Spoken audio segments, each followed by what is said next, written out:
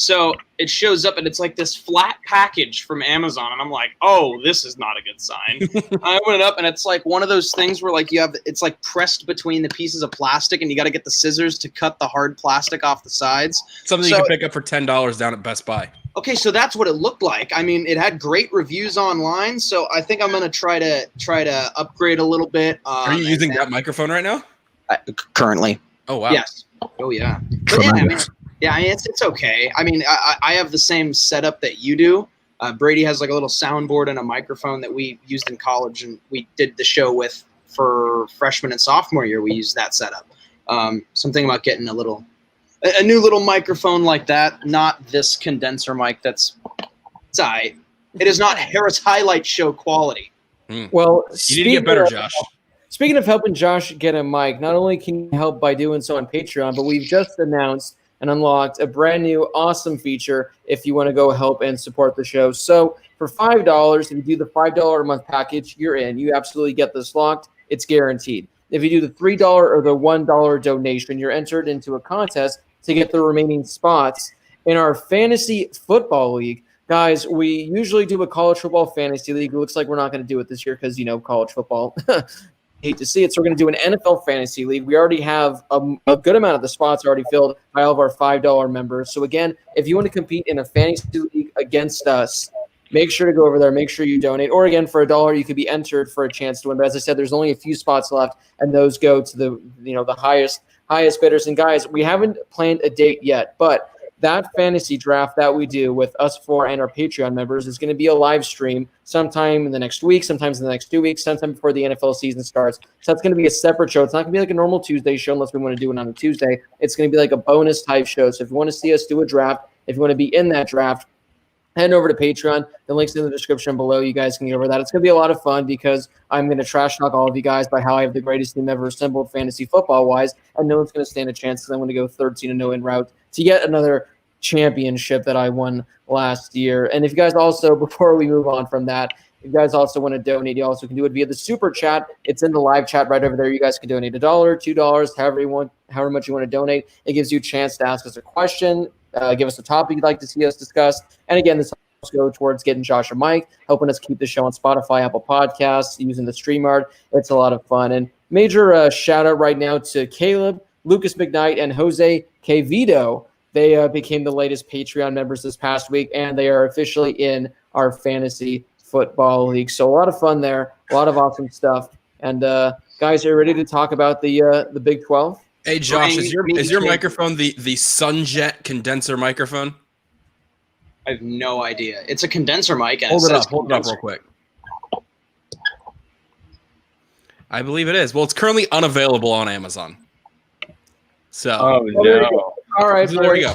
It's officially time to preview the Big 12. Now, as I said, we're not going to go in depth on every team like I initially wanted. So, for all you Kansas fans out there, for all you Kansas State fans out there, sorry. Unfortunately, we're not going to go too in depth on your team. I personally wanted to. I spent hours and hours, compiling research and data for you guys specifically, but we're going to have to pass on that. But we are going to share a few players maybe from teams. So if you're a fan of one of those teams, you're not going to be totally left in the dust. But guys, previewing the Big 12, I think it's safe to start with two teams that we can choose. And I'm going to throw it to Lyle for Lyle to pick who we start with. Assuming we're starting from the top, we can start with Oklahoma. That's fine. All right, so we're going to start with Oklahoma, guys. The Oklahoma Sooners. Last year, yet again, in the college football playoff, but they were absolutely embarrassed by LSU. I wrote this down because the stat was remarkable. They allowed over 60 points, nearly 700 yards against LSU in the playoff. As Lyle's mentioned, as we've talked about in previous shows, Oklahoma every year, although they get to the college football playoff, they disappoint on a year-to-year basis, aside from that Rose Bowl a few years back when they played Georgia. That was an incredible game. But Oklahoma, year in, year out, always comes up just short. They have a brand new quarterback in Spencer Rattler. So, guys, I think that's the perfect place to start right away with Spencer Rattler. Sorry, I'm just going to click something right here. Starting with Spencer Rattler. We've only seen him in limited action so far during his career at Oklahoma. He's had a few snaps, hasn't really played in meaningless minutes yet. But as we saw, he did in high school back in Arizona. This guy, arguably the best high school player ever from Arizona at the quarterback position. He goes now to Lincoln Riley's offense, which looks like he can make any quarterback amazing. What are we expecting from Spencer Rattler as he leads this Oklahoma offense for the first year? Well, I think that I think an argument that a lot of people have had moving forward, and something that we've kind of talked about on the show, is that we haven't seen too much of him, and it's a brand new quarterback in the system for a third consecutive year. But as we've seen from the last couple of guys, whether it be Jalen Hurts or Kyler Murray, these guys can step in without prior experience leading this offense with Lincoln Riley at the helm of this football team and have immediate success. And I think that obviously he's a lot younger than these other guys were when they first stepped into the starting role. But I think that he's a very similar player where he's mobile. He's got a great arm. He's a smart quarterback. I see no reason why he can't step in and have immediate success. Is he going to win the Heisman this year? I don't know if I'm going to go that far, but I think that he can step in immediately and have a successful season leading the offense at Oklahoma. Look, the trend we've seen is we've seen Baker Mayfield win a Heisman, we've seen Kyler Murray win a Heisman, and we've seen Jalen Hurts come in second. So those guys were all transfers from other schools. Spencer Rattler's Lincoln Riley's own guy, and he was the number one quarterback recruit in the whole country out of high school. You can almost bank that with Lincoln Riley and a quarterback that highly touted, he's probably going to throw for 3,000 yards, and he's probably going to hit the 30 touchdown threshold, and Oklahoma's probably going to be at the top of the conference again. So, this is what Lincoln Riley does, and we've talked about it every week. He not only develops quarterbacks, but he turns them into superstars. And for guys highly touted as Rattler, I don't see any reason he's not going to follow the exact same trend. This is the first time we've seen in the last, 4 to 5 years, Lincoln Riley with a quarterback he brought in on his own that was able to see a little bit of action in year one and learn the system going into year two. The previous three quarterbacks, like we've talked about, Heisman second, they all transferred. They didn't get that, year to learn with Lincoln or even show a little bit of what they had. So it's interesting to see what Spencer Rattler can do, especially with the top offensive line probably in the Big 12. Returning as well. They're returning, I think, 4 of their 5 starters. So they definitely have a stout offensive line in front of a very promising Spencer Rattler. I think, yes, they lost a big offensive weapon in CeeDee Lamb, but I think they can pretty easily make up for it because, you lose one, you gain another at a school like that pretty consistently. Yeah, well, I don't know if you have the M's game on the screen right now, but Kyle Lewis just completely robbed a home run like crazy on an insane play. So I'm sure you'll be getting a notification on that soon because the Dodgers should be winning, but unfortunately no, because Kyle Lewis is a freaking god out there. First and foremost, comment over here.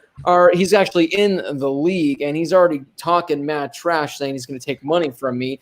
And sorry, but I'm taking this ship. Yeah, you can't take me down, at least in fantasy football. But also, it's a cultural ball playoff tradition. We get to watch Oklahoma get kicked back to the Sam Bradford era by Clemson or an SEC team. Well, hey, maybe this year, with how everything's going in 2020, maybe things are going to be completely different for Oklahoma. Who knows? But, yeah, Spencer Rattler, this is a guy where we've seen what Oklahoma quarterbacks have done in recent years. It's been an incredible streak. It's kind of like every year, who's going to be the guy that goes for 4,000 yards, 5,000 yards, 40 touchdowns, something like that. Spencer Rattler, when you talk about, Kyler Murray, Jalen Hurts, Baker Mayfield, this is the guy that has the most hype coming out of high school compared to this guy. I know Kyler Murray was, tearing it up when he was in high school in Texas, but Spencer Rattler, I think, was the number one quarterback recruit, not mistaken. So he's an absolute stud. I'm excited to see because we've seen glimpses of the potential this guy has, and I think he has a chance to, as I said, be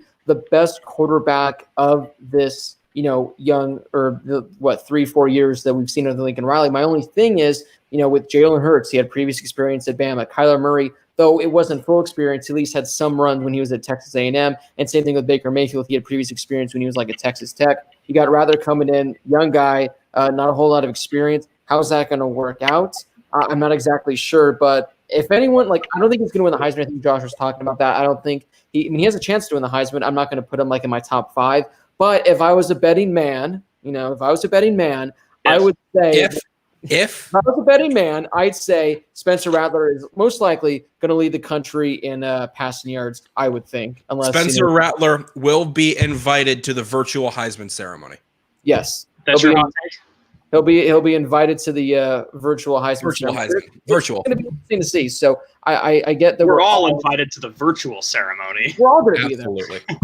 We're all going to be there. But guys, so speaking to Spencer Rattler, moving on to this offense, they had CeeDee Lamb last year, who was an absolute stud, arguably one of the best wide receivers in all of college football. He leaves. He had 14 receiving touchdowns last year for Oklahoma. That is more than their on their depth chart, their top 4 wide receivers combined for what they had last year. And Charleston Rambo, who's still there, I think he had 5 or 6. So you take those out, there's not really a whole lot of wealth to go around. And speaking of, that offense, yesterday, I think it was yesterday, Kennedy Brooks, their starting running back, officially opted out for the season. Now, he is a junior. I don't think he has really high draft stocks. I don't think this was necessarily a decision for the draft. I think he just wanted to opt out. Again, I have to read more into that. So they lose all their wide receivers for the most part. Their starting running back is gone, and the guy they got coming in to replace him, Ramondre Stevenson, only has 64 career rushing attempts. So you got a brand new quarterback. You lose all your wide receivers aside from one Charleston Rambo, and you're going to have a brand new running back.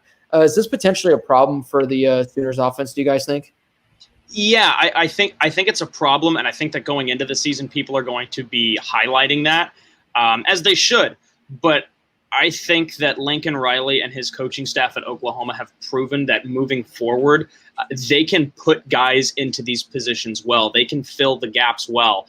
And I don't think there's a lack of talent on that team where they can't plug in the holes where they see fit. And I think Lincoln Riley's continuously proven, like, okay, we just lost our starting quarterback. Who are we going to plug in now? Kyler Murray. Okay, now we just lost our next starting quarterback again. We're going to go out and get Jalen Hurts. So I know that that's kind of a different role with the quarterback to wide receiver to running back positions like that. But I still think we're going to see that carry over this year. I think they'll be okay. And obviously this is a different year than most years for them because in the past, like we talked about with the quarterbacks, these guys have had some experience. They've come in from other schools. And you look at the wide receiving core, 2 years ago, it was at its highest when it was Hollywood and it was CeeDee. You lose Hollywood to the NFL draft. It's like you still got our number one guy in CeeDee Lamb, or the guy who will move up to be our number one receiver on the chart. So you still got your go-to guy. Not only is it a new quarterback, but it's a bunch of new receivers. However, I'm not really worried about it. I think Spencer Rattler and Lincoln Riley can make pretty much anybody good in that offense with how much they're going to throw and how much they're going to open up the passing game.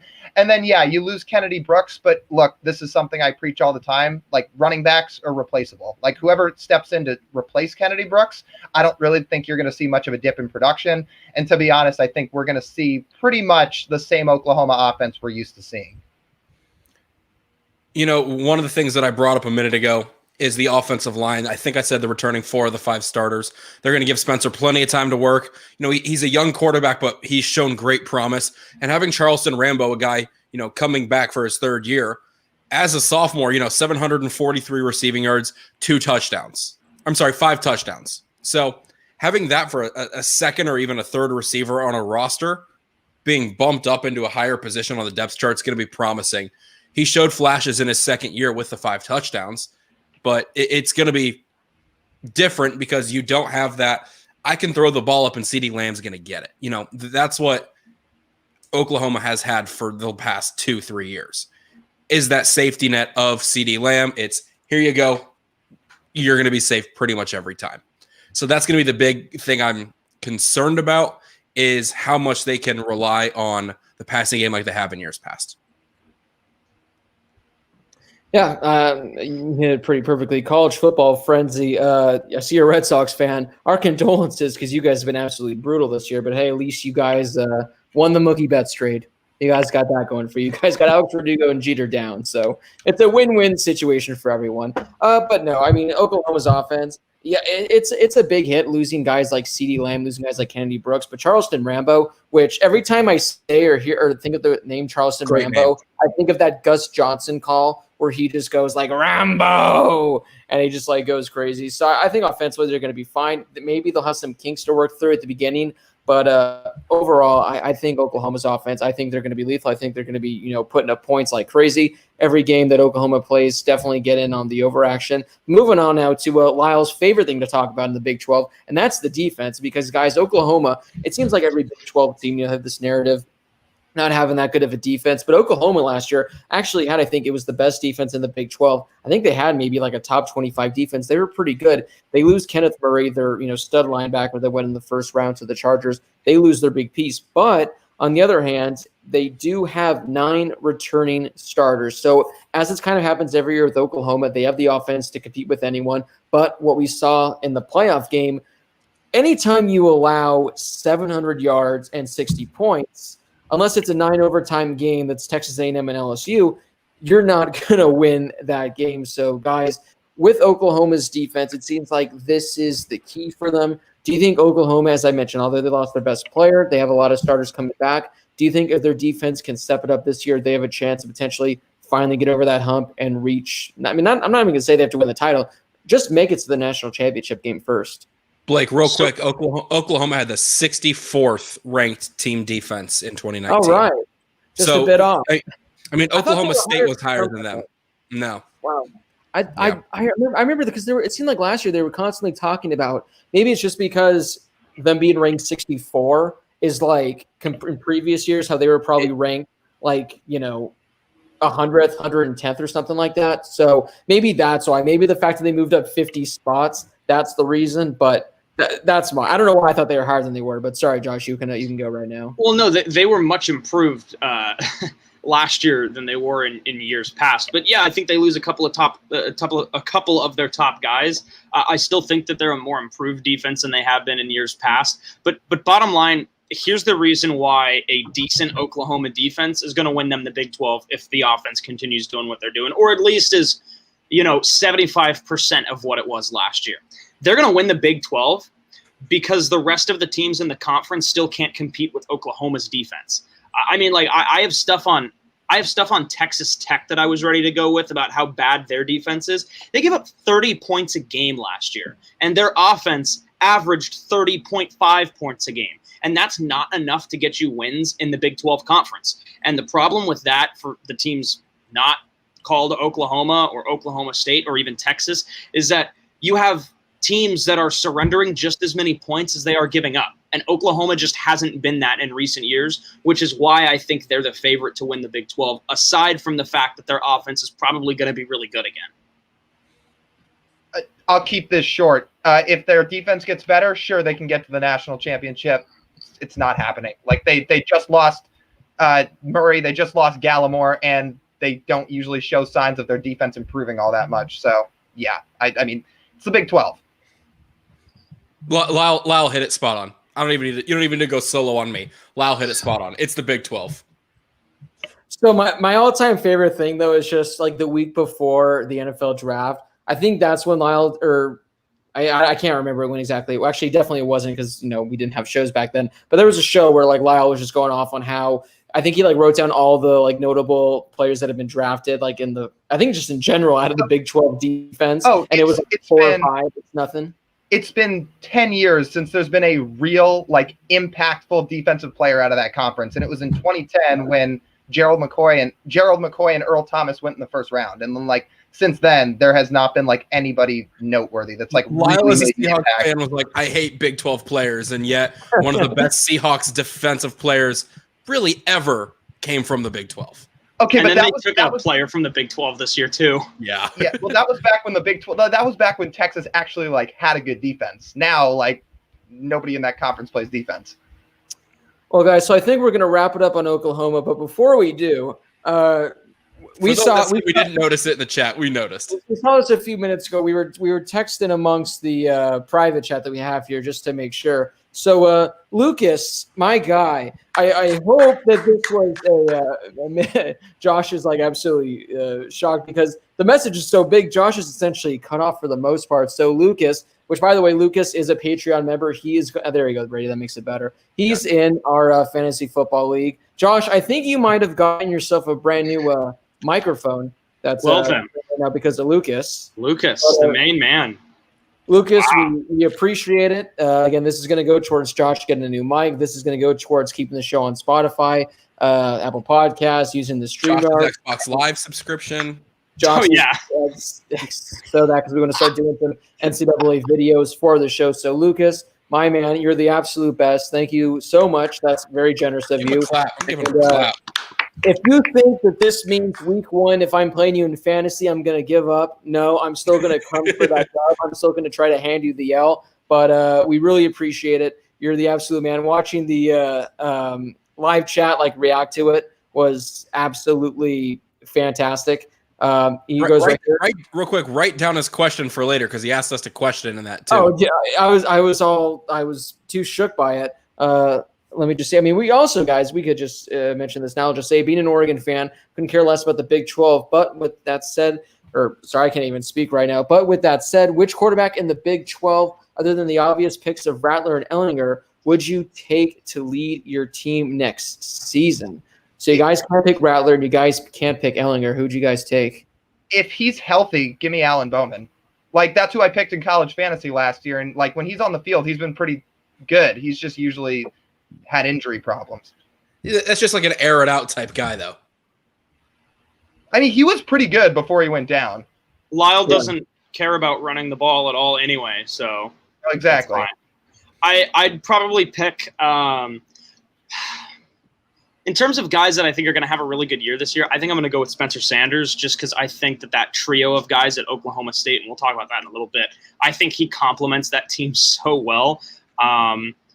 So I guess Spencer Sanders is a good one. I also think that Brock Purdy, if you're kind of building a team around somebody, I think that I would rather have Brock Purdy maybe lead the offense than Spencer Sanders, but Spencer Sanders has the numbers and the stats and overall the offense to go along with him. So one of those two guys.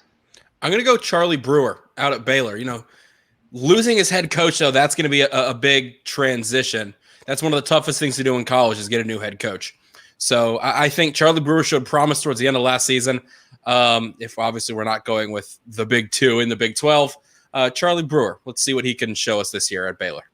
Yeah, the Big 12, low-key, has a lot of really good quarterbacks. We were able to give a bunch of different answers, but mine coming into this was Brock Purdy, just because I think he has a chance to be potentially a first-round pick whenever he enters the NFL draft. I really like him at Iowa State, so I'm going to go with Brock Purdy. I like when we all have different answers, guys. It makes it more exciting. It makes it less, just when we all have the same guy that we all agree on. So, Lucas, my man, thank you again. You've officially unlocked unlimited questions for the night as well. So later when we do the Q&A, write down any questions that you got going on then, and we'll make sure to get to those. But guys, it's time to move on now as we're continuing to preview the Big 12. Let's move on now to the other team, that is Texas. Texas, are they back? We're going to have to wait and see. They won 10 games a few years ago. Last year, they only won 8-5. And they have essentially an entire, brand new coaching staff, especially on the offensive front. They still have Herman, but they pretty much just cleared house, got rid of everyone, brought up a whole bunch of new people. And the GOAT that is Sam Ehlinger still remains at the helm. And guys, I guess let's start. If you're starting with Texas, you got to start with Sam Ehlinger. For some reason, this is a guy, it seems like it's hit or miss with him. A lot of people hate him, think he's overrated, don't think he's a good quarterback. And then the other half, respect him for what he's done. He's an above-average quarterback for Texas. He's done well for them. He just hasn't led them to the promised land that a lot of people want him to do. So, Sam Ehlinger, what are you guys expecting for him and Texas this upcoming year? He's been kind of up and down, like you said. There have been stretches where I thought that he's been really good, and when he was a freshman, there were times when I thought that he was going to be really good, and it never really worked out. After last season and now heading into this year, I think he's going to be one of the top quarterbacks in the country behind, obviously, the big, group of like 5 that I think we've all kind of established on past shows that we think are probably the best. I think he's right there with, he's not Justin Fields or Trevor Lawrence, but after those 2, I think he's right there with all the other guys we've talked about. He should be one of the better ones this year, especially with only so many teams playing this year. I think he should be potentially in the Heisman conversation. I think that he's probably going to go in and be the best quarterback in the Big 12 this year. And if not the best, I think he can be he's definitely one of the most experienced quarterbacks in the conference this year. with how long he's been playing with Texas, as opposed to guys like, at Oklahoma. Like we said, you've got a new quarterback 3 years in a row, and at Texas it's been Sam Ehlinger that whole time. So is Texas back? I guess that's something we can talk about. Like Blake said, I mean, new offensive and defensive coordinators, so I think that's going to be good for the team. I think a new OC is going to be good for Ehlinger. But heading into the season, I thought that maybe this would be a do or die year for Herman. I'm not saying he's on the hot seat yet, but maybe after this year he would be. And now with the virus and the current state of college football, I think there's a little less pressure on him moving forward. And I think that this is kind of going to be all right, let's figure it out here and see what we're going to do in the future. I don't really get the hate for him. Like, same thing with Josh. He's not Trevor Lawrence. He's not Justin Fields. But if people are just out here saying he's bad, well, back-to-back years he's thrown for 3,000 yards. And then if you combine his last 2 seasons, he's thrown for 57 touchdowns and 15 picks. So, I mean, yeah, Texas isn't exactly back, quote unquote. They, they haven't hoisted a national title and they haven't been in the college football playoff in some time now. But you know what? Like, is that Sam Ehlinger's fault? Because, I mean, you look at what Sam Ehlinger's doing, and he's kind of propelling this offense. Now, so I'll say it again.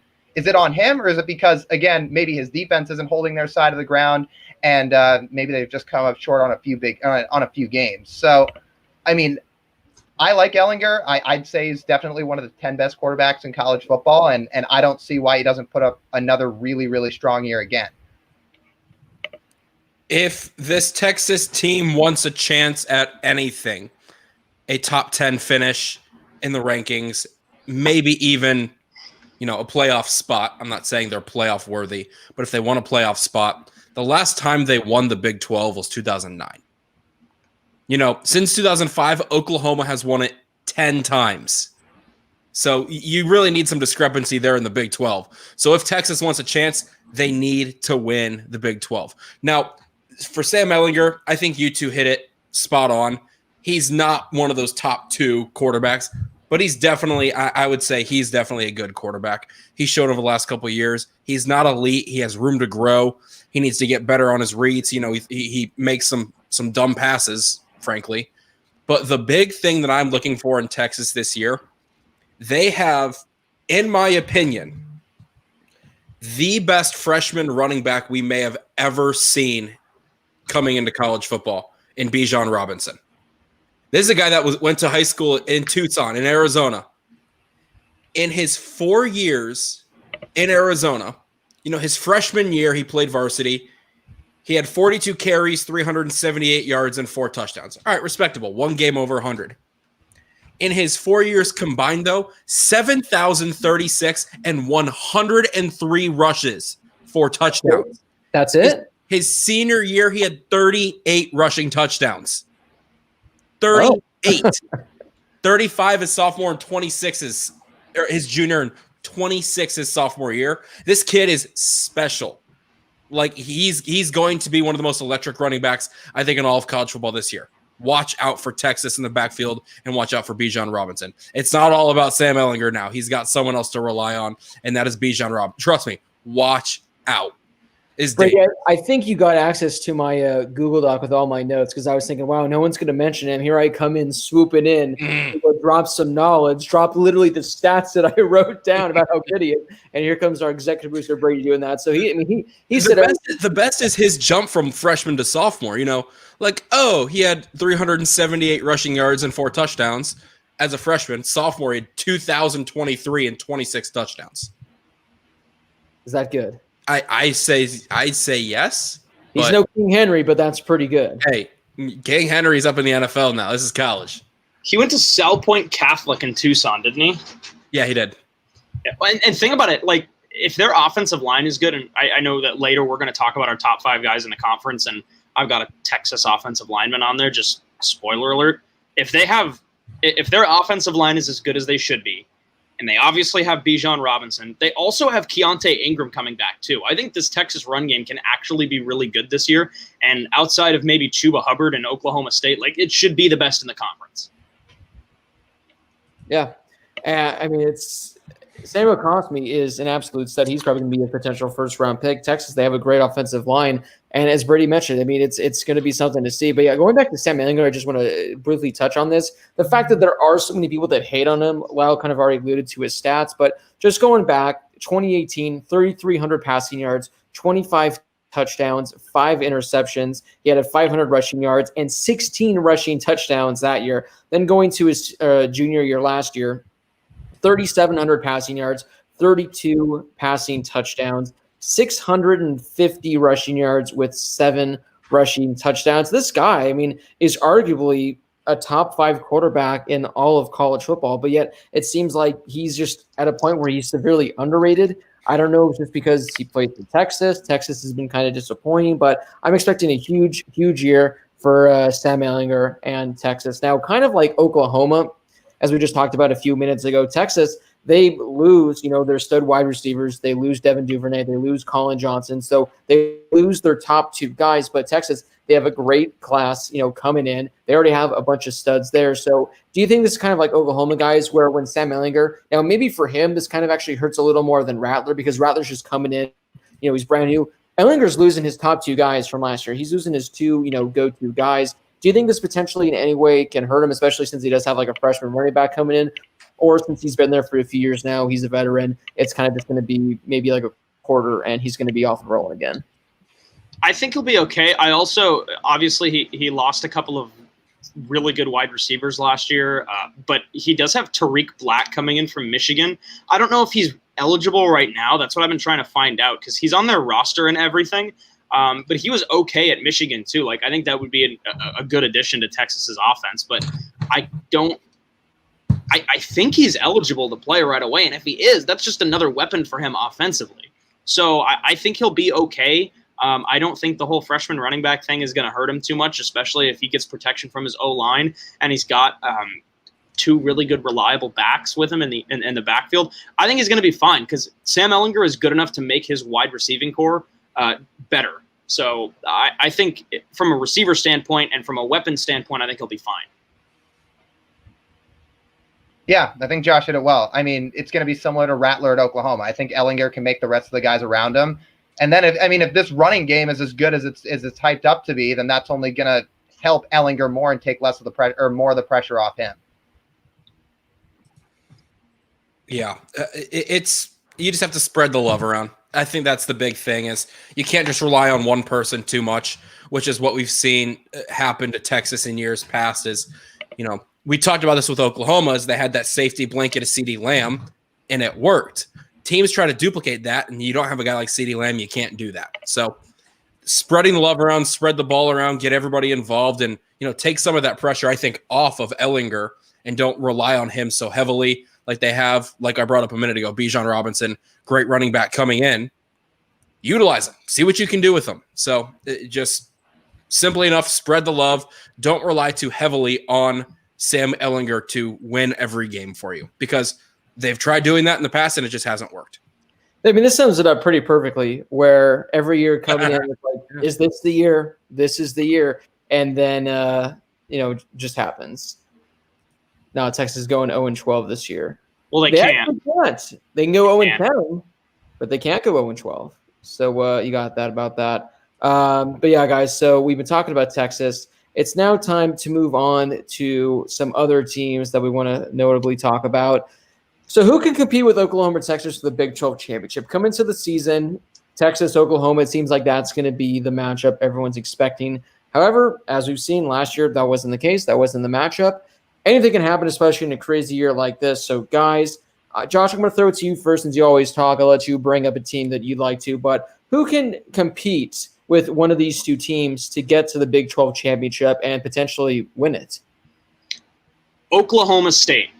I think that Oklahoma State not only competes for the Big 12 title this year, I think they make it to the conference title game against Oklahoma over Texas. They're returning like 19 of 22 starters. Their Big Three trio of Spencer Sanders, Tylan Wallace, who's back after getting hurt last year, and Chuba Hubbard, I legitimately think is the best group, is the best trio of skill players in the country. If you're looking for like a quarterback, running back, and wide receiver. If you're looking for one at each position, I think that's the best trio in the country. The defense isn't great. It's gotten a little bit better, but again, this is the Big 12. I'm not saying they all suck. I'm saying that people score a lot of points, and if you can't defend a team that's averaging at least 30 points a game, you're probably not going to win a lot of football games. And I think that they should be good on defense. They're returning I think they're returning 10 of 11 starters, maybe all 11 starters. And although, again, this is the Big 10 or the Big 12 and their defense isn't great, this is still a defense that last season decreased their average points per game allowed total by 7 whole points. And if they're returning all of their starters, I think that bodes really well for Oklahoma State moving into this season to have a defense that has showed improvement in recent years that should be able to prevent Big 12 offenses from scoring a lot of points, maybe outside of Oklahoma, obviously. And then, of course, you have that big 3 on offense. I mean, Tylan Wallace was a guy that was leading the conference in touchdowns and receiving yards last year before he got hurt. And I think that, obviously, a lot of people were paying attention to him. He was my pick to win the Biletnikoff last year, and obviously by the end of the year, everyone was raving about CeeDee Lamb, as they should have been. But think about it. This is a guy whose stats were better than CeeDee's until he got hurt. And then CeeDee at that point was far and away the best wide receiver in the conference, both statistically, both in terms of upside, athleticism. Everything turned to CeeDee after Tylan Wallace got hurt. So I think Oklahoma State is my number 2 team in the Big 12 this year. Hey, that's a good answer. If I had to go away from that and pick a different team, I mean, I'll stick with the team that actually got into the Big 12 title game last year, and that's Baylor, and the fact that, like Brady talked about, they're returning Charlie Brewer. And when you're returning a good quarterback, I mean, that's priority 1, and that's going to give you an advantage over so many teams if you have a quality quarterback returning to your team. The problem is they just lost the guy who I think is like a phenomenal head coach in Matt Rule. He's off to the NFL, new head coach comes in. I think Baylor's still going to compete. And I think they're still going to be certainly above 500. So if you wanted one sleeper team to compete, I'll stick with Baylor. But I think we know who the cream of the crop is at the top. Yeah, the top is the top, and I think there's really no questioning the top 2. And that's obviously Oklahoma and Texas. It's so tough for me because I have, there's top 2, and then 3 through 6. 3 through 7 are all within a game or 2 of each other. So, I really want to go with Baylor because, like I said, I think Charlie Brewer was a good quarterback. He showed flashes last year that was really promising. But losing a head coach is pretty big in a young quarterback's career. You got to relearn a system, especially a head coach's system. Coordinators are different because, you'll still keep some of the things, but a new head coach is big time. So I really want to say Baylor could be the one that could do it. But if I'm going to go with anybody, I'm going to go, Josh pretty much nailed it. It's Oklahoma State, especially with the wide receiving core they have. I mean, you hit it perfectly. You said, you like to be on top. Being on top's the best. You got to be on top. I love being on top. But in regards to this, I think if I were to pick a team, Dodgers just took the lead. Thank you, Lyle. Thank you very much. Goal, Justin Turner. In regards to who I think compete, Josh kind of hit it perfectly. Oklahoma State, I think they arguably have, the best trio in all of college football, quarterback-wise. That's probably where their weakest point is because Chuba Hubbard is, in my opinion, the best running back in all of college football. He's kind of like 1A, 1B with him and Travis Etienne, but to give the slight edge to Chuba. Tylan Wallace, yeah, everyone forgets how dominant he was last year, but he did get hurt. I think he missed. Josh, do you remember how many games he missed? I think he played 9 games. I think he played 9. He got, or at least even if he didn't play 9, I think he got hurt in week 9. So he missed some games, but something with a 9. He's an absolute stud. And again, Spencer Sanders, he's a really, really good quarterback, highly slept on. And I really like what he can do there. If I'm going to give maybe a little, kind of, you have a chance. I like Iowa State. I think anytime you got a really good quarterback at the helm, again, Brock Purdy, I said I'm high on him. I think he'd be a potential first-round pick. Anything can happen when you got a really good quarterback. And Iowa State, it seems like every year they're not necessarily, that team that's competing for, the conference championship. But Iowa State's one of those teams where every year they somehow upset someone. They're always kind of in the radar. They hop into the top 25 one or two times during the year before they have a really bad loss. I think Iowa State, they have a chance to potentially, creep in and do some damage. So for those of you that are watching right now, drop a comment down below as to who you guys think has a chance to compete with Oklahoma or Texas for the Big 12 championship. Iowa State is that one team. You're scrolling through ESPN on a Saturday, whatever. You're like, oh, USC is playing against. Why is USC playing against Texas Tech today? Like you just don't know. But it's not USC, Josh. That's a really good point. I'm guessing you've never really made that confusion because you usually watch USC and know, but I've made it many times. I'll admit. Same with Minnesota. Happens all the time. Really? You'll think Minnesota's in there too? They're old uniforms, like what they used the to old wear. Ones. Okay. So now like they're new. Their new ones are fantastic. Whatever, not awesome. So TCU. TCU is a team we didn't really talk about. I don't think anyone even mentioned. I think TCU, they have the pieces to potentially do some damage. I don't know, for whatever reason, I know that some people are high in TCU. I just don't personally see it. I don't think TCU stands a chance. I mean, can I hop in? Oh. Yeah, go right ahead, Lyle. About TCU is, they just lost two of their best defensive players with Jeff Gladney and Ross Blacklock. Those guys both went top 40. And then they still have Morig and they still have Ardarius Washington. With all four of those guys playing on one defense, they were still giving up just under 28 points a game, or just under 30 points a game last year. And they finished below 500. And then you lose two of those best defensive guys. I think they have some good players on the team, but as a whole, I don't see it. They're also losing more than half of their starters on both sides of the ball, too. Moore is also the real deal on defense. Hey, the wild ghost of Bill Snyder will come in and take Kansas State to the next level, guys. That's what will happen. Lyle, you mentioned Baylor. I get that they saw Charlie Brewer. They lost their coach to the NFL. See, I'm not high on Baylor this year. I think last year was kind of a fluke year for them. I think that Matt Rule's a really good coach. He turned Temple around, he turned Baylor around. But looking back at, Baylor last year, they had some really close wins. I guess they did have the 28-3 lead against Oklahoma. But Baylor was one of those teams, I know you thought the same about Minnesota last year when they were kind of just having that run that was going on. I just personally didn't think Baylor was that good. I thought they were kind of like an 8-4, 7-5 type team that just pulled out some really good wins. And this year, especially, since they are losing their coach, they did bring in, LSU's defensive coordinator? Aranda. I forget what his name is. Yeah, who I'm sure that's going to help out greatly. But I don't know. I'm just not high on Baylor. I wouldn't be shocked if Baylor went 8-2 or something like that again. I wouldn't be shocked if Baylor finished 4-6 or 5-5. They're one of those schools that can do both consistently. The Dave Aranda hire is a really, really good hire, especially after what he's done at LSU these past couple of years as a coordinator. But the biggest problem with them is, yes, they're bringing back Charlie Brewer, but they also have to replace Denzel Mims too. Yeah. And I like Charlie Brewer, but again, I also think that he probably got a little bit overshadowed last year by obviously Jalen Hurts and maybe even Sam Ehlinger and Brock Purdy a little bit.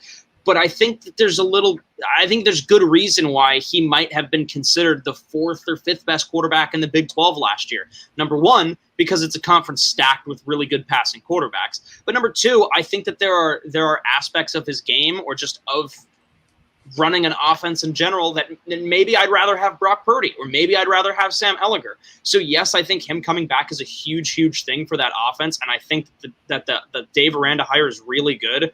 But again, there's a lot of pieces missing for me to say that they're going to be just as good as they were last year. So I totally agree with Blake. They could be really good, but personally, I'm not feeling it from Baylor this year. I guess what kind of sold me is in that Big 12 title game, which by the way was really close. Brewer went out and they had to go all the way down to their 3rd string quarterback at one point, and they were still fighting against Hurts, against CD, against all those guys. So, I just figured if they can do it without Brewer, I know they're losing Matt Rule, but maybe there's a chance they can do it. Not maybe there's a chance, but I like their chances of doing it with Brewer. And again, I think Matt Rule is a phenomenal head coach, and I think that's a huge, huge loss. If I just have to pick somebody outside of Oklahoma and Texas to compete, I just like the odds of the team that was just a year ago in the title game. One thing that I brought up a couple times, obviously, is that go-to guy. And as a young quarterback, Charlie Brewer was a junior, but as a younger quarterback, having that, safety blanket as of an elite wide receiver is huge. So Josh brought up the great point, losing Mims, that's going to be big for him. So does he have that, all reliable, that one guy he can just rely on every time, throw the ball your way and there's maybe a 75-90% chance he's gonna catch it. So that's what Mims was, that's what CD was, that's what Wallace was before he got hurt. And so having these guys on your team really helps. So as a younger quarterback, having that safety blanket is a big thing. So I hadn't thought of the Mims loss until you brought it up there a second ago. So it's a pretty good point.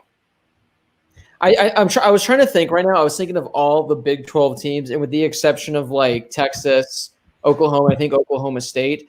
I think Baylor's again like literally the only team where I could see them going, like I said, 8-2, 9-1, but I could also see them going like 5-5 or something. All the other teams, like again, like the three I just mentioned, Iowa State for the most part, those guys are going to be really good. And then all the other teams we mentioned, like did mention Kansas State, all of them, they're going to be really bad. Baylor, they're just kind of hit or miss, but it'll be interesting to see. But guys, moving on now, this is going to be kind of a fun one as I look for where that graphic is.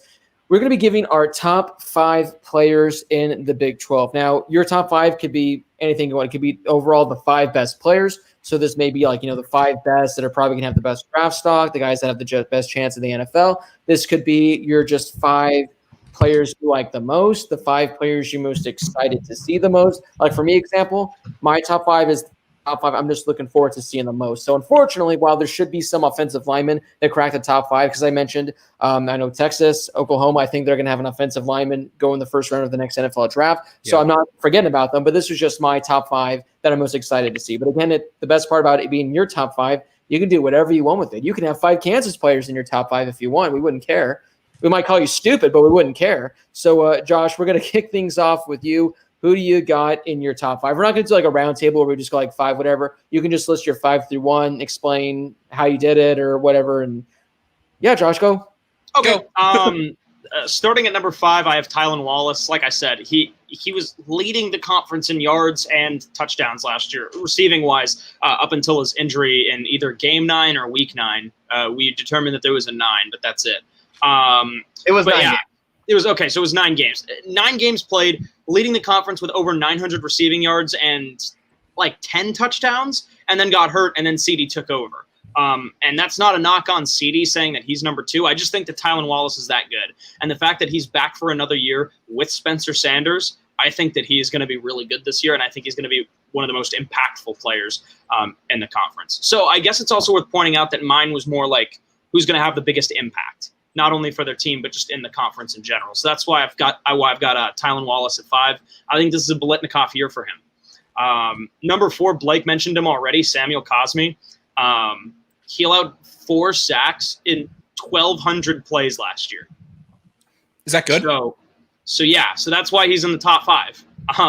And he's not the only offensive lineman in here. I've got TCU's Trevon Moehrig at 3. I think he's one of the best defensive backs in the country, let alone the Big 12. So obviously TCU had, I think, more impactful defensive players last year. And I think that we look at the SEC and maybe even the Big 10 or the ACC, and we see so many really good defensive backs in college football last year and then maybe heading into this season. And this morning we were talking about like whether or not we like Pro Football Focus on like their rankings and stuff like that. The best thing that I think Pro Football Focus is good for is, their not their player ratings or their rankings, but the actual analytics that they use when they're doing their player grades. And Moehrig was the highest graded safety in college football last year. He only allowed 1 touchdown in over 30 targets. And I think that's a huge stat. So I've got him in the top 5. I think he's going to be maybe one of the best defensive backs in the conference this year. And obviously, I think he's going to be the best and most impactful player on that TCU defense. Number 2, I've got the coolest name in the conference, Creed Humphrey, center from Oklahoma. If you're Spencer Rattler, who else would you want on your offensive line other than maybe adding Samuel Cosmi from Texas? I think that Spencer Rattler stepping in as essentially an unproven quarterback that's got this super high ceiling and everybody's super hyped up. Why not have an experienced center to hand the ball off to you every single play? Yeah, I think this is a Remington year for him. He was a finalist last year. Now there it is. Wheel. There we go. Yeah, first one today. But yeah, he was a Remington finalist last year. He didn't give up a single sack last year. So I got him at number 2. And number 1, this is an easy one for me, Chuba Hubbard. Like what Blake said earlier, this is something that I battled with for like 10 minutes prepping for the show, was whether or not I wanted to say that he was the best running back in college football coming into this season, in considering Travis Etienne too. And it's tough. I'm going to say that Chuba Hubbard is the best running back coming into college football this year, from the way that he can catch out of the backfield, from the way that he can run off tackle, from his speed, from the way that he can run between the tackles. I think he's the best all-around running back in college football entering the season. But if he's also 1A, returning leading rusher in college football. That's true. No, I know, but if he's 1A, I think Travis Etienne is 1B. That's the way that I'm going to put it. But yes, I think it's too close to call between the two of them, or almost too close to call. For the sake of us doing the Big 12 conference today, I'm going to say that Chuba Hubbard is the best running back in college football. And so I knew we were going to get one of these from Andrew Koster. It's so tough though, because they're both just I don't know. I really don't know. But it looks like it looks like Jake McGee's blowing the game for the Dodgers. That is something that you absolutely do not like to see. Which, by the way, Andrew, he wrote down his top 5. Share with us your top 5. Share with us who you think the top 5 players are in the Big 12. Again, this could be the best 5 overall best players, the 5 you're most looking forward to. It could be any top 5. We'll share some top 5s on there. But Lyle, let's hear what you got for your top 5. Okay. First, I'll give a shout out to Brock Purdy, just because I think he's a stud and I think he's got a chance to go in the first round, but he just missed my top 5. So I'll just give him a nice honorable mention. But top 5, Josh has talked about him a bunch. I have Tylan Wallace at 5 too. I mean, this guy was on a very short list for best receiver in the country, and he probably wasn't the best, but I'd put him on a list of 5 entering the start of last year because he was that good in 2018. The only thing I want to see from him is how he bounces back after coming off a torn ACL. Because, I mean, we know ACLs are serious, and some guys take longer to bounce back than others. So it's more kind of I still think he's a stud, but I want to kind of see what he has to prove. So he's at 5. I have Creed Humphrey at 4. I mean, these guys said it. You're a first-year starting quarterback like Spencer Rattler. Who do you want in front of you? Well, just an absolute stud of a center who's going to help you out the entire length of the process. So I got Creed Humphrey at 4. I have Sam Ehlinger at 3. We talked about him earlier in the show. He's thrown for 57 touchdowns the past 2 years combined. He's thrown for 3,000 plus yards each of the last 2 years, and he doesn't get enough credit. I mean, people want to trash on Texas, that's fine, but don't trash on Sam Ehlinger because Sam Ehlinger is a pretty good quarterback. So that's 3. I have Spencer Rattler at 2. I don't know what so Josh didn't have him in his top 5. I don't know what everybody's view on him and where you want to put him in terms of this list, because some people are probably going to go off of what have you done in the past, and obviously in the past he hasn't played. But I think there's a very, very real chance that this guy walks out of the end of the year winning Big 12 Player of the Year. And if you're going to win Big 12 Player of the Year, you're going to be high on my list. The only reason he's not number 1 is because he hasn't proved anything yet. He's thrown 11 career passes, and let's see him in a full year as a starter. But I think once we see that full year, we're going to be talking about him as one of the top quarterbacks in college football. Number 1, I have Chuba Hubbard too. You go for 2,000 yards and 20-plus touchdowns in a season, you're going to be number 1. Oh, by the way, he also averaged over 6 yards a carry. So there's my top 5. Chuba Hubbard, just like Josh, I have it number 1. What is this? We saw this earlier. What is this? I didn't even notice when I clicked on the profile. I just saw his top 5, and we get this. That's awesome. Josh, what do you have to say? Am I doing it? Hang on. You got to do the. It's probably whenever I text Josh. That's what it is. Hey, so Michael, you said, get your new profile picture right there. There is, I don't know who Brady's gotten his. I'll tell you, he's definitely not mine. We're sleeping on Dicker the kicker here, guys. Come on, Blake, don't speak words or you can't cash. Hang on, let me rephrase that. Don't say things. Your mouth. I don't know the phrase. Never mind. All right, let's just go. What was the goal there? I don't know. I just had a mini stroke. Okay, then. All right. Oh. Well, I have mine written on my whiteboard here. Do a little cover it up.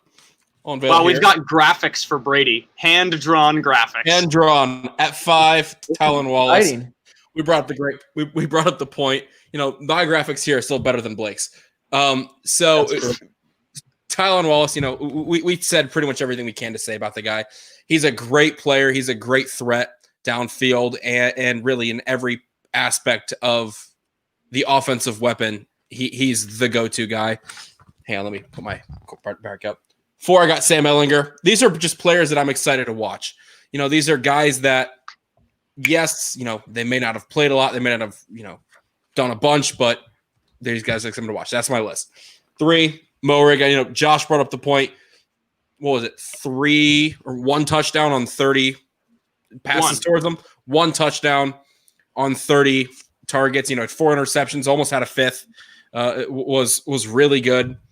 And the defensive secondary, very well could be top 2, maybe top 3 defensive players in college football this year. So I'm really looking forward to seeing what Moerig could do. Number 3, Spencer Rattler. I'm really, similar to what Lyle had. You get a good season under your belt. Yeah, yikes. Big yikes, short round. Big yikes. You get a season under your belt. You win Big 12 Player of the Year. You're going to be pretty good. But Spencer, yeah. I think Rattler's better all around than Ehlinger will be. Number 2, Blake, what'd you say a minute ago? Who do I have? Or number 1? You bastard. Number 1. Actually, it's actually Chuba. There you go. It's Chuba. But Dicker the kicker, just because it's Dicker the kicker. What sucks about going 3rd and 4th is that the guys that have gone 1 and 2 say pretty much everything good to say there is about I'm having such a hard time tonight. So let's go to Blake. Blake, Why do you think I choose to go last? It's so that way Blake, it's your turn. Blake could just be like, "Yeah, I agree with you." No, but I think Chuba's going to do a great job this year. He's going to have a great time. Having a great time, Alex. I'm having a great time. I watched that skit the other day. It's so good. Great. I'm actually really glad somebody got my reference. Tony Bennett. Tony, thank you. Let's go. Thank you, someone got it. This is going to make a lot of people happy because for mine, I did the top 5. I'm just looking forward to the most. And I got Puka Williams at 5. This guy's had back-to-back 1,000-yard rushing seasons, and the Mariners just tied the game. Gosh, Lyle, come on, man. You act like I want to see him win these games. I don't. Yeah, so I got Puka Williams at 5 because he's probably, I think, the 2nd, 3rd best running back overall in the Big 12. He's explosive. He had the problem last year where he missed the opening games of the season. He only played, I think, 9, maybe 10 games, and he still rushed for over 1,000 yards. So Puka Williams, a really slept-on running back, probably the most explosive overall running back in the Big 12. The only problem is he plays for Kansas. So Puka Williams, not ideal. Number 4, I'm going to go with Brock Purdy. It sounds like I'm investing a bunch of stock in Brock Purdy on this show. I just keep talking about him, but I just really like Brock Purdy. At number 3, I got Chuba Hubbard. Now remember, this is who I'm looking forward to seeing the most. Not necessarily the best. I'm looking forward to seeing Chuba Hubbard. At number 2, I got Sam Ehlinger. I'm ready for him to what? Reading the comments and someone's writing some stuff from that skit, like "Let It Snow." Oh. I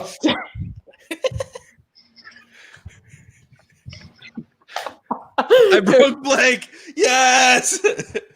Lyle has no idea what we're talking about. No, I've not seen this skit. Dude, SNL 40th now. SNL 40th anniversary Celebrity Jeopardy. Lay tits now. Blake, what is the name what does Burt Reynolds change his name to? Turd Ferguson. Nailed it. I'm going to go watch that skit when I'm done. Sam Ehlinger number 2. Lay tits now. Yes.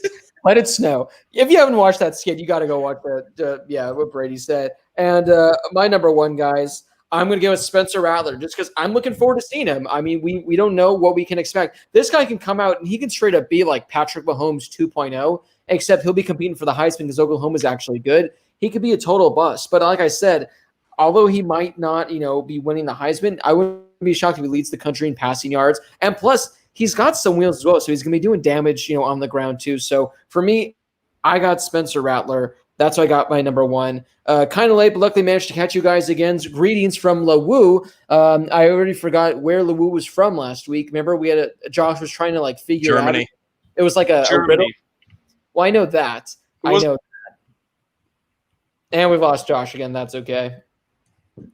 All right, but so we gave our top fives. It's now officially time as we round things out. Man, I really put these banners all over the place. I can't find them at all. Q&A time to ask us a question in the live chat. Guys, we got about 10, 15 minutes or so to get to as many questions as we possibly can. So hit us up in the Q&A. Now, I didn't write them down in our banners, but we got a good amount of questions on Twitter today, so I'm only going to do a few of them real quickly. This first one comes from Andrew Coster, and this is a good one. With limited seating capacity, should teams be allowed to play crowd noise at their home games? Now, initially, I was thinking about this, where I was thinking, like we've seen, in the MLB and NBA, they're pumping in crowd noise, but if these stadiums, have 25, 30% capacity, do we think that they're going to be pumping crowd noise to make it louder? Because that's going to be an awkward combination of real crowd noise and fake crowd noise, I would think. I'll jump in and say this pretty quickly. Bruce Arians was asked about this, and he was like, hey, some NFL teams already do that, and that's against the rules. So, it's not going to be too different for some squads. But I think what's so different about football as compared to baseball or even a basketball in the bubble is, it's basketball, it's pretty small. The crowd noise isn't overpowering. You can still hear the coaches and everything.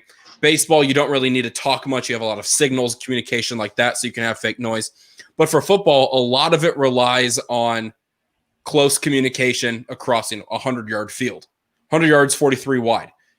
From your receiver on one side of the field and you're trying to communicate with your coach all the way on the other end, you use hand signals, you relay messages. So, I don't think if you're going to have crowd noise, I think it'll be like ambient crowd noise just to have a sense of an atmosphere and an environment. But it's not going to be like, third down, 3rd and 4 in the late fourth quarter crowd noise.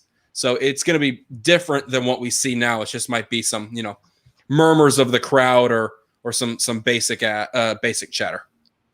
Yeah, I think it'll be pretty similar to what we've seen in the NBA or in Major League Baseball. I mean, I don't think it's going to be deafening, and I don't think it should be deafening. But for people watching at home, it just makes it feel a little more real. So I hope they pump in some crowd noise, but it doesn't need to be absurdly loud either.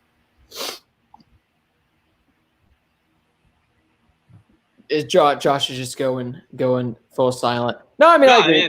They'll hit it perfectly. I think they'll absolutely hit it perfectly. Guys, we got to go in right out the gate. Well, first off, foremost, I like how Blake threw shade at Texas Tech. Yes, I did. And a typical Harris highlight show. We've fallen off the track and are trucking through the woods, running over deer, bears, trees, and other wildlife. Question, are we on a train that is now chugging through the woods, running over deers and bears and trees? Yeah, I say yes. Yes. All right. All aboard, baby. All right, guys, here we go. And we're going to stay on the topic of short arm because this is, as always, a fantastic question. Hypothetical. You need to flee the country immediately and forever. What are the top 3 foreign countries to flee to? Don't be basic and take Mexico or Canada. Guys, first, before you answer the country you're fleeing to, you have to give the reason you're fleeing the great United States of America. I don't think we have to give a reason why we're fleeing America, Blake. Oh, you do? I'm switching things up. As the host, I'm adding to this great question. This can get dangerous. Yep. Exactly. Don't want to do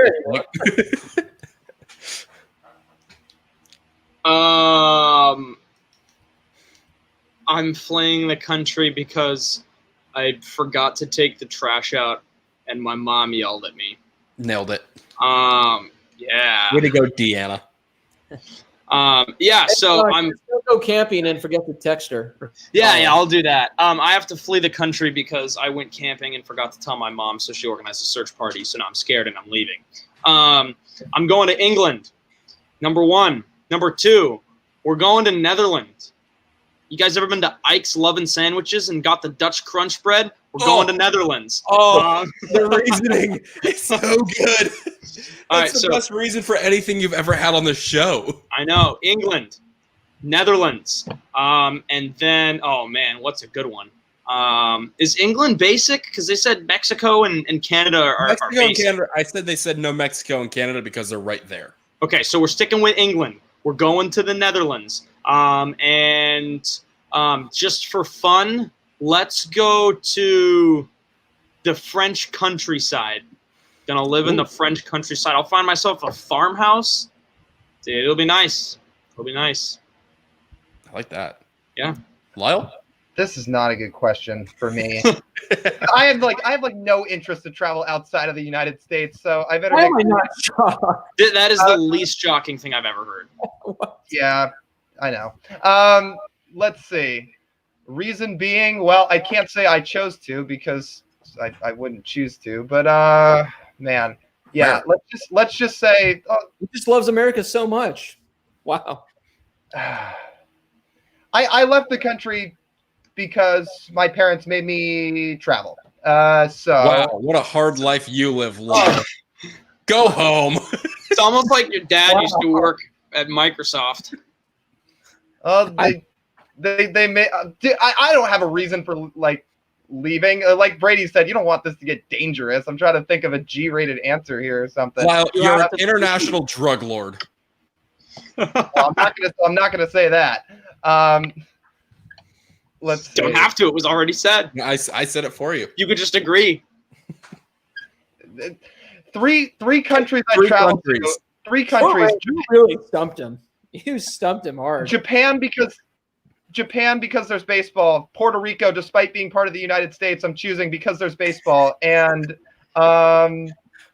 Korea because there's baseball. No, and Greece because I hear it's supposed to be nice. Sure. Ooh. I like that one. No. All That right. one was so out of left field. It's like baseball, baseball. and- Greece is and- nice this time of year. And Greece, because I hear it's nice. It's nice. right. Jumping over, I like the England pick, Josh, but I think that's too much like America. What? I'm going to go Italy because Italy, I heard it's nice this time of year, like Lyle says. Israel, Lyle's favorite country on the planet.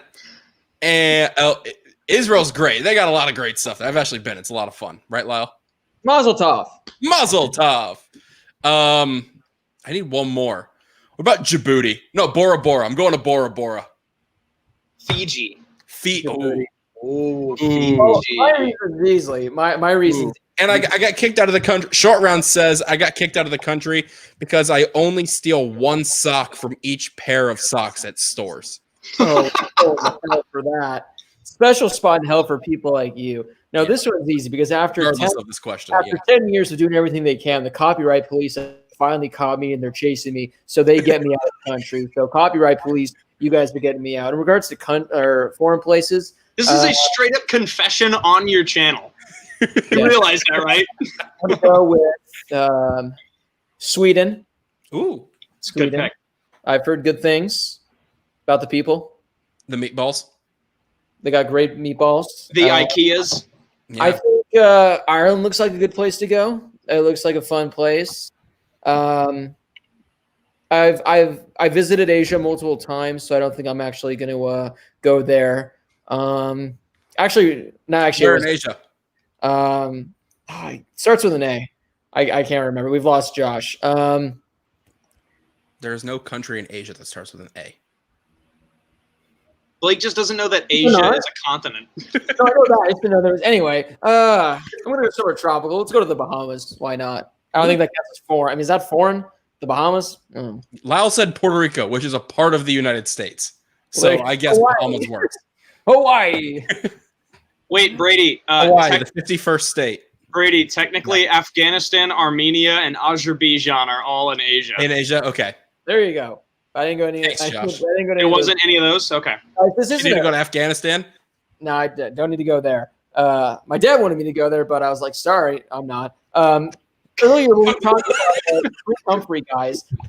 If you guys, whenever you guys go watch this video on YouTube, I hate this show. He did an interview with Maria Taylor. It was pretty good. First off, Maria Taylor. he doesn't know why he was named Creed, which it seems like when you have a name like that, there should be a good reason behind it. But as he says right here, in the 7th grade, he wanted to be an NFL center. So he's had a center coach since he was in the 8th grade. Not gonna lie, like I played center when I was in Little League, and I also had a center coach. Well, that's what happens when you have money. Or you're good friends with one of the best NFL centers of all time. Yes, that. Yes. Jeff Saturday. Gregory Sunday. All right, guys. This is a fun one from a good buddy. Rattler and Puka or Sam and Chuba? Ooh, I like that. Which duo would you rather have? That's a good – if you guys – like, we never really get questions like this, like kind of scenario ones. Give us good, like, scenario things like that because that's actually really good and these make us think. Sam and Chuba. I don't have to think. I'll take Rattler and Puka. Sam and Chuba. It's too much power. Yeah, this could be a tough one because Rattler and Puka, that could be just the more explosive duo. Where Rattler, he can total 500 yards. Puka could have 200 rushing yards. I mean, Ehlinger and Chuba could get that as well. I'm going to go with what we know in Sam and Chuba, as opposed to what potentially could be with Rattler and Puka. But that's a great one right there. We'll go to Pac-12 shorts. You always ask us an ASU question. We don't get to it a lot. You have two options: live and see Arizona win 5 natties and become a dynasty, or die. And then ASU becomes a dynasty with 5 natties. Well, as the great Danny Tanner once said on an episode of Full House, I will never die. So I will never go on to the greater life. I'm going to be here forever. I'm going to go with live and see Arizona win 5 natties because what good does it do me if ASU doesn't win any in my lifetime and they do it after I die? So I'll swallow my pride and have Arizona win. If anything, that means Arizona is like the best team in the country on a year-to-year basis. So those territorial cups every year are going to be hype as hell. So I'm going to go with that. Are we talking 5 straight natties, or are we talking about 5 natties just in my lifetime at some point? Because if that's the case, are you stupid? Look at Lyle's laugh. I don't know. Sometimes I probably am. I don't know. I guess I'll live because that sounds more. Sounds more fun. Well, here's the other thing, you guys. You got the Pac-12 winning. That's all we need. That's all that matters. When you guys are leaving this out, nowhere in that question does it say that we can't live to also see ASU win a title during the time that Arizona won their 5 natties. So I'll take the living one. Blake, I saw this question pop up in the chat. And I really want to put it on. I don't know if you saw this. This is a great question. What are your thoughts on oak as a species of tree? I mean, oak's top 5. I think oak is easily top 5, maybe even top 3. That's just my hot take. Yeah, no, you're probably – hold on. Let me just – one sec. Yeah, I think that's oak, so I'm pretty good with that. So I'm going to say that it's good. Oh, big fan. Right here. I'm not sure what this is. I don't know. Big fan of the oak. Big fan of the oak. Yeah. All right, guys, this is a fun one from Lucas McKnight, who has unlimited questions due to what he did earlier in this show. With Oregon not playing this year, who will Blake pick to go undefeated and disappoint again this year? Well, Florida. Brady, you know what I realized we completely forgot to do as I'm seeing this? Yes, we did, Blake. So this is actually a perfect transition because we completely forgot to do this for a segment. Well, not even a segment. There's not really much to talk about. We just wanted to throw this up. So, Brady, if you want to get this up right now, because this is going to lean in perfectly to answer this question for you, Lucas. Everyone strap on right now for what's about to happen. Strap in, Blake, not strap on. Jesus. Whatever. All right. Here we go. Big difference. Here are our projected Big 12 rankings. And, guys, as you can see, I have Texas going 10-0. So, Lucas McKnight, you want to know what my hot take is for a team to go undefeated this year and disappoint me, which is likely going to happen? It's Texas going 10-0, which I got it, which probably means 11-0 because I'm going to have them winning the Big 12 conference title game. But, guys, we're all seeing our final standings right here. Looks like we got Texas, Oklahoma, all at the top. Josh, however, does have Oklahoma State above Texas. So, Josh, I guess I'll throw this to you right now on this. Explain just, I guess, having Oklahoma State 1 game above Texas. Like I kind of said earlier, I think that when it comes down to – if you're looking at a trio of guys a trio of skill players, quarterback, running back, wide receiver. That trio at Oklahoma State with Spencer Sanders, Tylan Wallace, and Chuba Hubbard is the best trio of skill players in those positions in the country on one team. And I think that, like I said, with the three of them and Spence, like Blake texted our group chat the other day, like if you update the rosters in NCAA football 14, Oklahoma State is undefeated every year with that group. So, bro, that was like a month and a half ago. I texted that. I know. Time blends together now, Blake. I don't know what day it is. That's true. Whatever, he still said that. So obviously, Blake's word from NCAA 14 is the difference maker here. But no, I mean, I think that their offense is really good. I think it's going to be better than it was last year. And then, like I said, the defense is returning like all 11 starters, and they improved their points per game surrender, their defensive scoring per game by 7 points. So from 2018 to 2019, decreased their average points allowed per game by 7 points. And I think that they're only going to get better this year. And then when it comes down to Texas, we talked about it already with Bijan Robinson and Keontae Ingram. I think that outside of Chuba Hubbard, if we're talking about an actual group of running backs, I think that's the best group of running backs in the conference, or I think that they can be.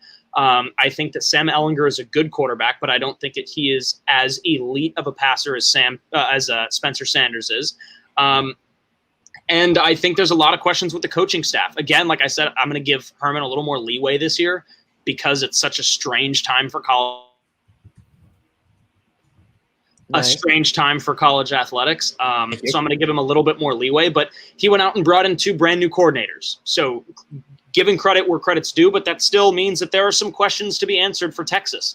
So for me, I just felt a little bit more confident giving Oklahoma State the edge, but I think it's worth pointing out. I had Texas at number 2 when I first did this. And when I did all my prep, I had Texas at 2.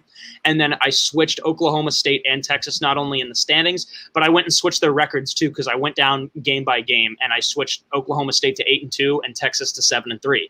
But there is not that big of a difference for me between 2, 3, and 4. I give the edge to Oklahoma State now, and I'll give the edge to Texas over Iowa State for that 3 spot.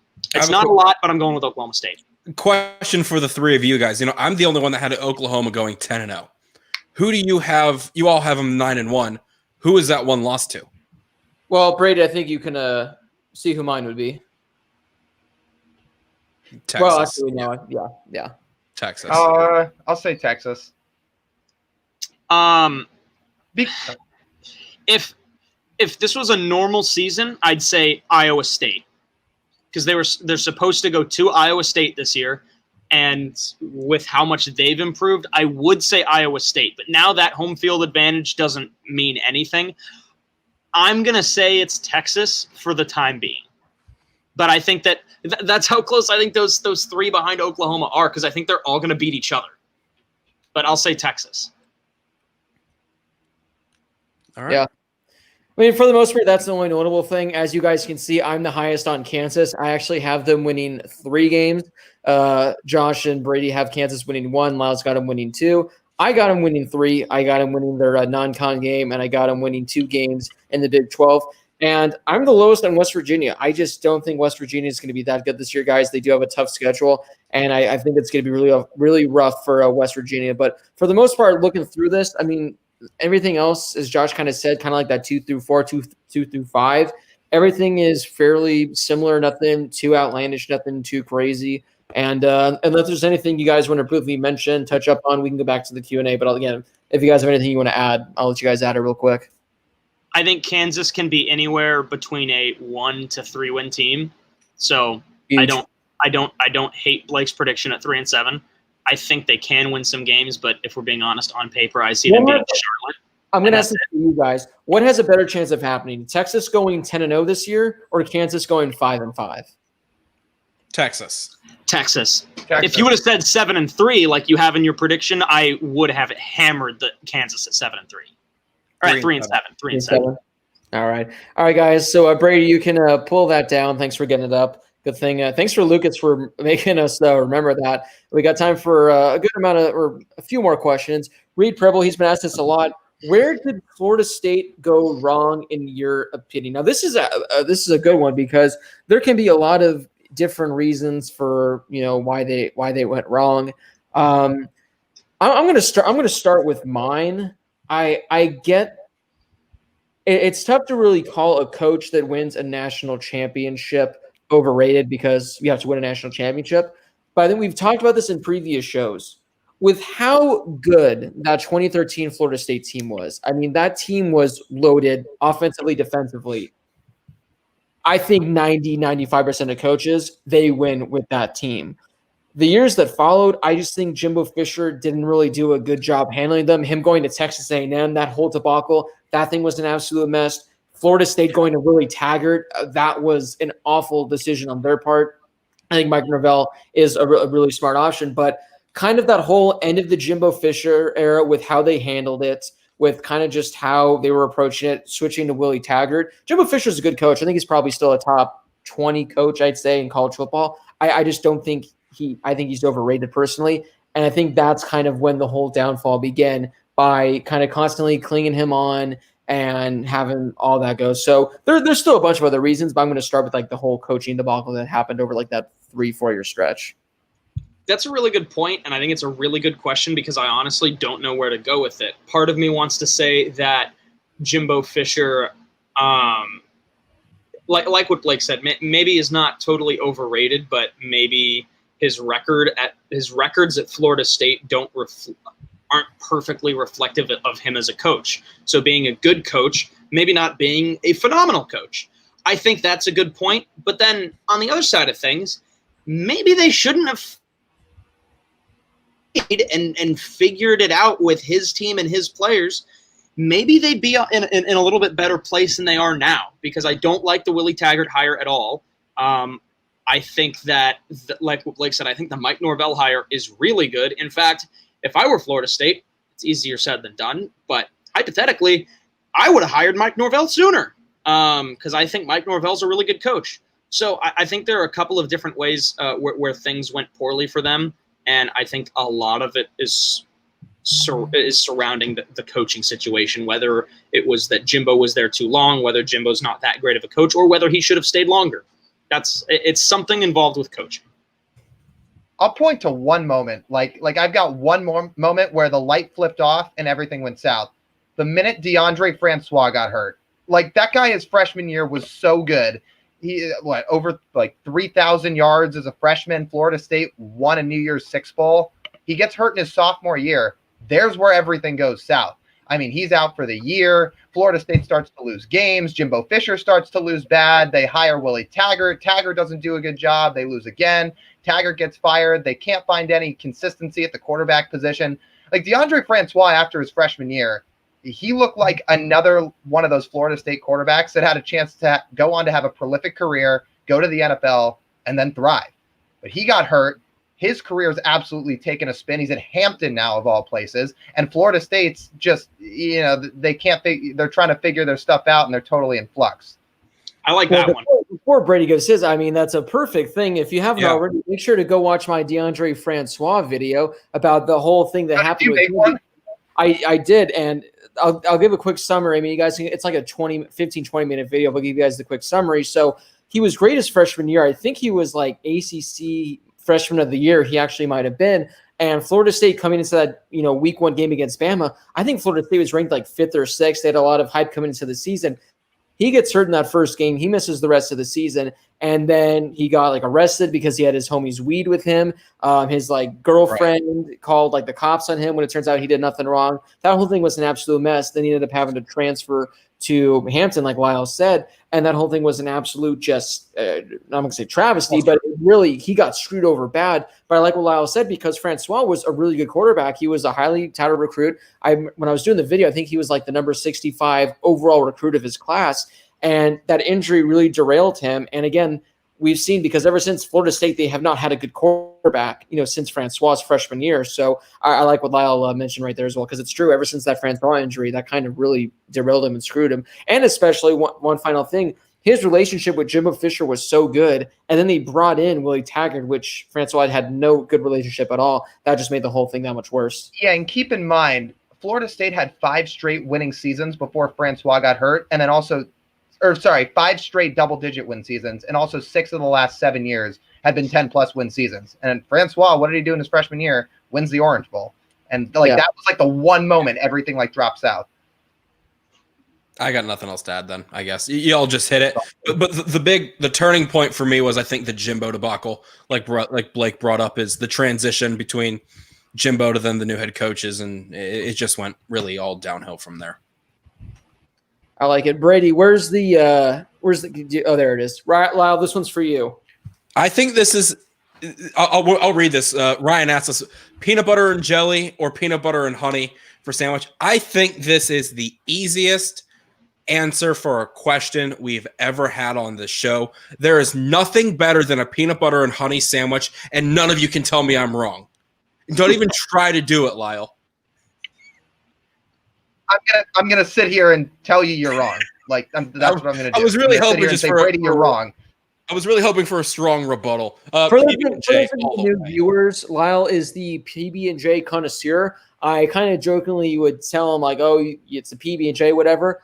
Have you guys had a PB&J made by Lyle? I haven't. It's good. It's different. It hits different. I don't know what he does. It's like Gordon Ramsay cooking you some food. Except I've seen him make his sandwiches. I've seen him make his PB&Js, and he's like sitting there like. It happens in like slow motion with like piano music playing in the background, like la la la la la. It's so good. Yeah, so I'll have to go on Beat Bobby Flay with PB&J. Beat Bobby Flay with PB&J. Yeah. I'll give you credit though. Like peanut butter and honey, I haven't had it since I was a little kid, but like it is pretty good. It is good.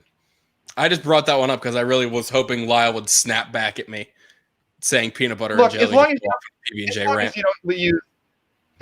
jelly, like you're fine.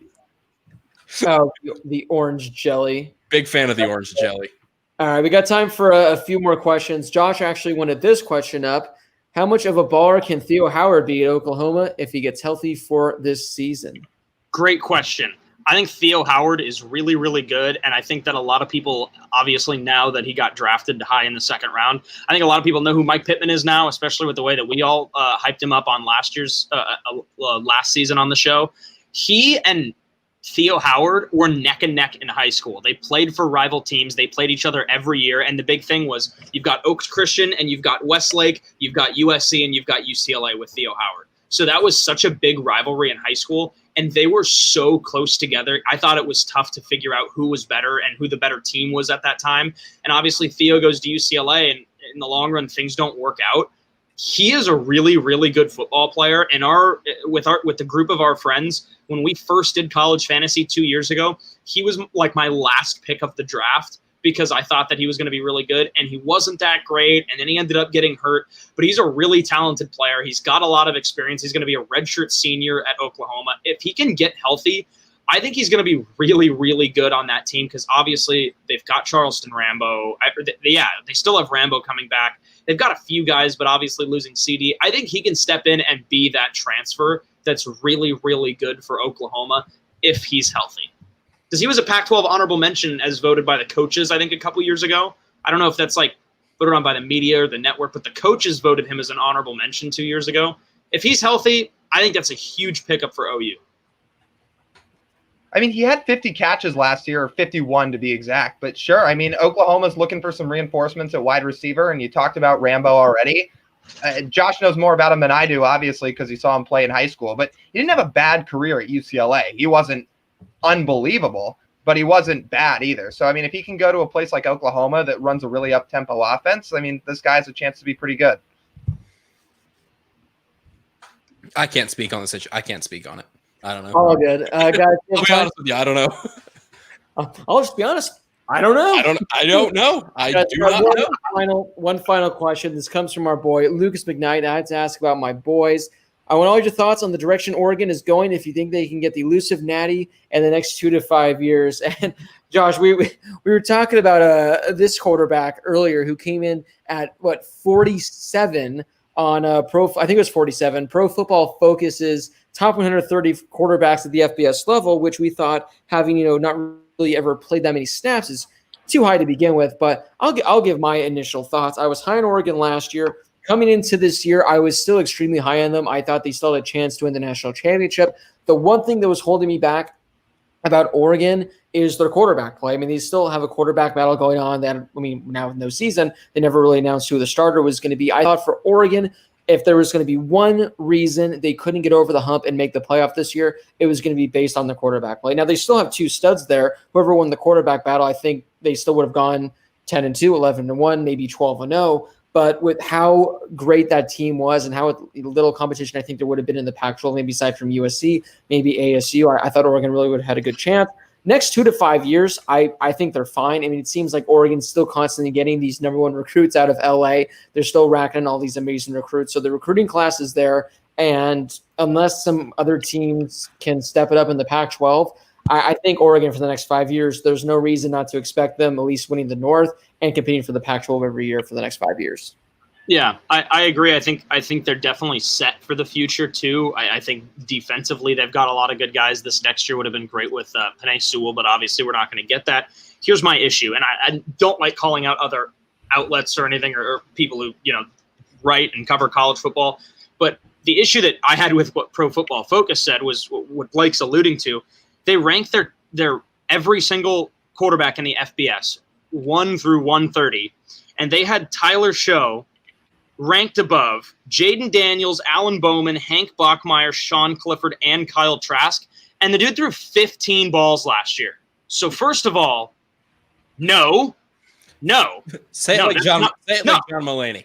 I know we hate on Bo Nix, guys, but they had Bo Nix at 93. Yeah, they had Bo Nix at 93. Well, he probably should have been lower than that. I'm sorry. I think that Tyler Show was going to have a good year regardless of how he played. I thought that Oregon was going to have a good year. But no, he's not ranked higher than all of those guys going into the season. That's just I don't understand how you rank.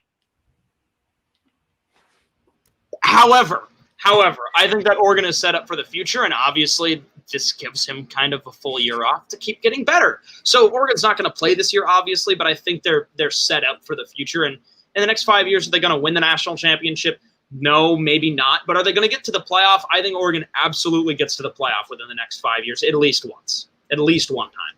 I think Oregon and their ability, I think, as Blake is walking. I clicked on myself. You're going for a walk.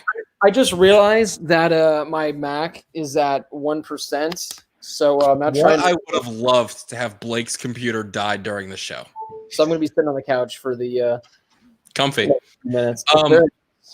I will say this: Mario Cristobal has the ability, the talent, and the recruiting to become an elite coach in college football. I think that wholeheartedly. And, maybe not in the next 2 to 5 years, but if he stays at Oregon longer than that and continues the upward trend of, like Blake said or Josh said, every big time LA or every big time, West Coast recruit decides, hey, I want to go to Oregon. If they continue to get those types of players, they will do just fine and will, not immediately, but have down the road a shot to compete, I think, for a national championship. And Mario Cristobal's got every intangible aspect down to become an elite head coach in college football. There you go. So my Oregon Ducks, they won't go undefeated this year. Well, I guess technically they're not going to lose a game this year in 2020 unless, Jaden Daniels or someone wants to come out and pull Justin Fields and make a petition, have everyone sign it. Did you hear what Sean Wade's dad's going to do this week, guys? How Sean Wade's dad is straight up flying to Illinois, and he's going to try to get an appointment with the Big Ten commissioner one-on-one. And he's just going to wait outside his office until he's allowed in to talk to him. Yeah, good luck. Yeah, good luck with that. But that's awesome. But guys, he's just going to work from home. There we go. Work from home all week. That wraps up this edition of the Harris Highlights Show. Yes, Brady. Oh, I want to do my thing. Do you want to do before I do my my rundown or after the rundown? Well, let's just do it before so we can then all get out at once. All right. So I'll just take over for a second. This week, I may have brought up earlier, obviously pandemic, coronavirus screwed everything up. For me, I'm a big race fan. Look at my race cars, vroom, vroom, race car stuff. No, go $4 here, Blake. So obviously, big race fan. For me, the biggest race, obviously, is the Indy 500. That's my race. It's right down the street from me. I sent you guys a list of all 33 drivers in the Indy 500. I'll get it pulled up here so we can look at it too, if you want. I want your non-expert, know absolutely nothing about racing picks to who will win the Indy 500 this week. How many can win? One, and there are 33 drivers in the race. Elio Castroneves. Elio Castroneves. Blake, that's a great pick. He's starting, I think, like 28th. Not great. All right, who's got the coolest looking car? Yeah, you see their cars, everything there. I'll take Andretti. That's like the only name on there right now. He won pole position for the race. That's a great pick, Lyle. Yeah, I saw some stuff about him on social media the other day, and I was like, Dude, he hey, got a shout out from Andretti. He got a shout out from Ludacris and Ice-T for winning the pole because they're apparently like really good friends. Oh, I've heard this guy's the lead, boys. Blake, who'd you say? You said Elio? I said Elio. All right, Josh. I am going to say J.R. Hildebrand. J.R. Hildebrand's from Southern California. Yep. Yes, he is, because I've heard you talk about him before. He is currently, I think currently or still, he's actually a professor at Stanford. Really? Dude's a genius. He's also got great hair. He does. He is, I think, like an aerodynamic engineer at Stanford. So he knows what it takes to get past all of the other cars. He's gonna coast or whatever it's called, where you're like you're drafting. He's drafting right behind somebody, and then slingshot, boom. That's how he's gonna win it. Hildebrand, baby. I got Scott Dixon. That's my expert opinion. Josh, J.R. Hildebrand, 2011 Indy 500. He led the last lap. He crashed on the final turn of the last lap as a rookie, and he hasn't really done much in IndyCar since. That's why I'm picking him. He's due. He's due. If you lead turn 800, that's all that matters. Hey, we've all crashed at a very important time in our lives, haven't we, boys? Yeah. All right, moving on now. To drive a car to crash, Blake. Wrap things up, guys. Make sure to follow the show. I'm going full casual, guys, right now. I just need my old fashioned in my hand right now to fully look at old fashioned. All right, guys, make sure to follow the show on Twitter at the HH Show. Hang on, I forgot to mention one thing. If one of your picks wins, I'll send you guys $5. All right. I love betting. Come on, Jay. You guys can listen to the show on Spotify and Apple Podcasts. Support the show via the Super Chat next week. Become a Patreon member for only $1. Unlock exclusive content. Do you want a chance to compete in a fantasy football league with us? You guys can get the chance for as little as $1. Guys, some breaking news for the show. We gained a $5 Patreon member during the show. Andrew Coster on board. Andrew Coster has joined. Yes! By the way, guys, we all have some nice Clemson gear coming next week that I'll be rocking for the show. I'm looking forward to that. So thank you, Andrew.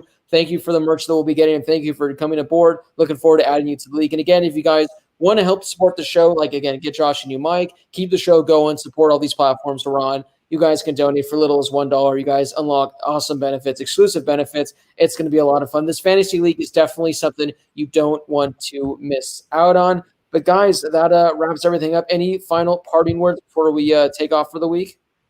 Go Lakers. They're currently down 14 to the Blazers. That's true. They are. Oh. And the Dodgers are currently up 2-1 against Lyles M's, which both of us are rooting for. Hey, shout out Lucas McKnight one more time. Coming in clutch. Lucas McKnight, thank you so much. We really appreciate it. I'll make sure I reach out and personally thank you and do that. So everyone, thank you so much for watching. Next week, we are going to be doing a complete SEC preview. So if the SEC doesn't get canceled by the next week, we'll be doing a full SEC preview. So definitely don't want to miss that. Alabama's trying to get it canceled. Well, yes. For Josh Schaefer, Lyle Goldstein, Brady Klein, this has been Blake Harris from my girlfriend's apartment in beautiful Monrovia, California. And we are going to see all you